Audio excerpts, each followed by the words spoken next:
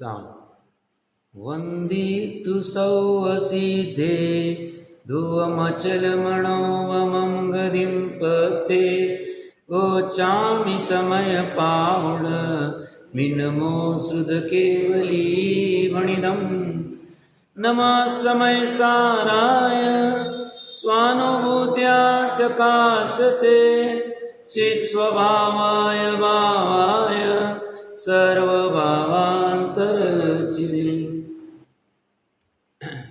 समयसार जी ग्रंथाधिराज के बंद अधिकार के समापन की ओर है। हम 283 से 285 गाथाओं में विस्तार से चर्चा हुई है। उसमें भी जो अपने स्वभाव की भावना बानी है, जो बंद के विनाश का कारण है, ऐसे स्वभाव की बहुत अच्छी भावना भाई है, समझने योग्य है, बार बार चिंतन करने योग्य है कि वो जो कह रहे हैं अस्थि रूप से स्वभाव ऐसा है और नास्ति रूप से स्वभाव ऐसा है। अस्थि रूप से और नास्ति रूप से मतलब अस्थि रूप से मेरा स्वभाव सहज शुद्ध है, ज्ञान आनंद वाला है, उदासीन है, सहज सुख है, सुखानुभूति से ज्ञान में संवेदन करके उसे समझा जा सकता है, निरंजन है, निर्विकल्प है, आदि आदि। ये हो गई उसकी अस्थि, ये हो गए उसके अनुजीवी गुण। उदासीनता ये अनुजीवी गुण है आदि आदि रूप में। और नास्ति रूप में क्या है, क्या नहीं है, तो मैं जो हूँ, मैं क्रोध मान माया लोभ मोह राग द्वेष, ये 5 इंद्रिय के विषय के व्यापार, निदान शल्य आदि आदि आदि मैं नहीं। तो एक है और एक नहीं है। अभी वर्तमान में क्या हो रहा है, अज्ञान अवस्था में पर्याय में क्रोधमान माया लोभ सब है, 5 इंद्रिय के विषय आदि सब व्यापार चल रहे। और जो उदासीन सहज शुद्ध निर्विकल्प निरंजन आदि ये पकड़ में नहीं आ रहा। बट ये कह रहे हैं घबराने की जरूरत नहीं है। जो पकड़ में नहीं आ रहा है और जो वर्तमान में परिणति में आ रहा है, तो परिणति में जो आ रहा है यह स्वभाव नहीं, क्योंकि स्वभाव की परिभाषा क्या है, जो अनादि अनंत, जो साधी शांत नहीं वो स्वभाव। और जो स्वभाव पकड़ में नहीं आ रहा है वो अनादि अनंत है, साधी शांत स्वभाव नहीं है। ये मजबूरी में आ पड़ा हुआ प्रसंग है और उस प्रसंग से निकलने का मार्ग भी, मार्ग सरल है कि विस्तार से तो चर्चा हुई है। मार्ग इतना ही है, जब कषाय मंद होवे तो छूटने का उपाय ढूंढ लेना। जब अपनी शैव क्षम अच्छा रहे तो अर्जुन के जैसा वो कला द्रोणाचार्य से सीख लेना। या द्रोणाचार्य मतलब जिनवानी, अभी प्राप्त में तो जिनवानी है, 9 देवताओं में से विशेष रूप में, उनसे वो कला सीख लेवे और शॉर्ट में समझ सकते हैं। तो जिन बिंब को देख के भी समझ सकते हैं कि सब कुछ अंतरंग में है, स्थिर वाला उदासीन तत्व।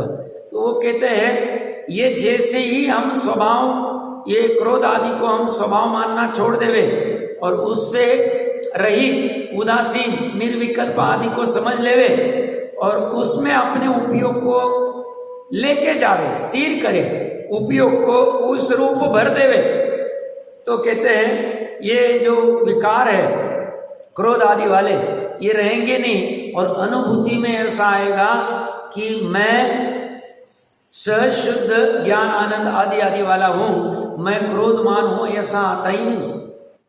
जब वो आत्मा की प्रतीति करता है तो उसे ऐसा अनुभव में आता ही नहीं कि भूतकाल में मैं राग द्वेष वाला था, ये भी अनुभूति आती नहीं। शुद्धोपयोग के समय, शुद्धोपयोग के समय में मैं राग द्वेष वाला था, या मुझे भविष्य का राग द्वेष करना है, या वर्तमान में मुझे ये कार्य करने, ऐसे तीनों राग द्वेष उसको होते नहीं। राग द्वेष 5 इंद्रिय की व्यापार आदि जो कुछ दिया है वो सब ले लेना। उस समय में उसे अनुभूति में मात्र वह सहज शुद्ध ही आता है। और वो अनुभूति में आते वक्त तो कहते हैं, इसीलिए तो पीछे भी गाथाएं देखी थी, गाथा नंबर याद नहीं है, बट उस गाथाओं में यही चर्चा थी कि कौन कहता है मैं रागी द्वेषी हूं। यानी कहते हैं हम रागी द्वेषी का अनुभव ही नहीं करते। अनंत गुण रागी द्वेषी नहीं है, अनंत गुणों का समूह रूप दृष्टि का द्रव्य रागी द्वेषी नहीं है। पर्याय रागी द्वेषी थी, बट वो एक समय की थी। अगले समय में वो राग द्वेष की पर्याय हो नहीं रही है, शुद्धोपयोग की पर्याय हो रही है, आत्मानुभूति की पर्याय हो रही है। उस समय में अनुभव में आता नहीं। और द्रव्य गुण पर्याय के अलावा है क्या और कुछ होगा तो बताओ। फिर इसका विस्तार है, स्वभाव पर्याय, विभाव पर्याय है, अर्थ पर्याय, व्यंजन पर्याय है, अनुजीवी गुण है, प्रतिजीवी गुण है, सामान्य गुण है, विशेष, ये सब विस्तार चलता रहे।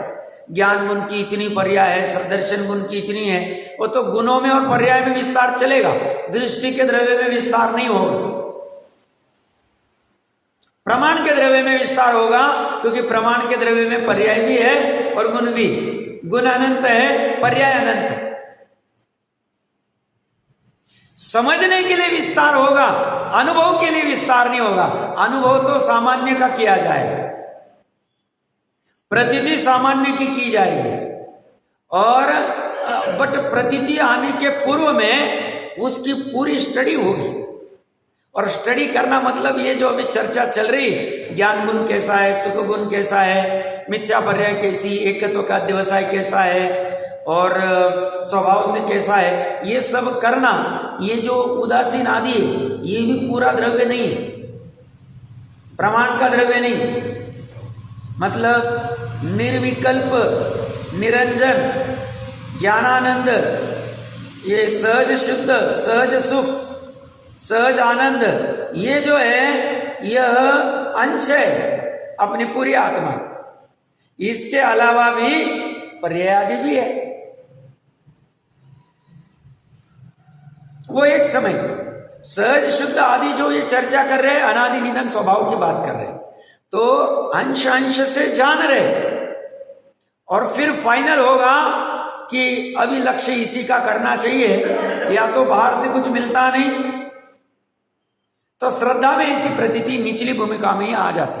चौथे में कि परद्रव्य से एक कण मात्र मिला नहीं है, ना सुख मिला है, ना कोई सामग्री, ना कोई भोग मिला है, स्वद्रव्य से के आधार से ही सब हो रहा है।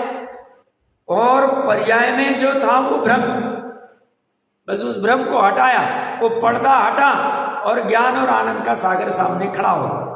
इस तरह से विस्तार से चर्चा चली है। अब 286, 287 दो गाथाएं जो है, इन दो गाथाओं में आचार्य देव की अंतिम गाथा है मंद अधिकार की। इन दो गाथाओं में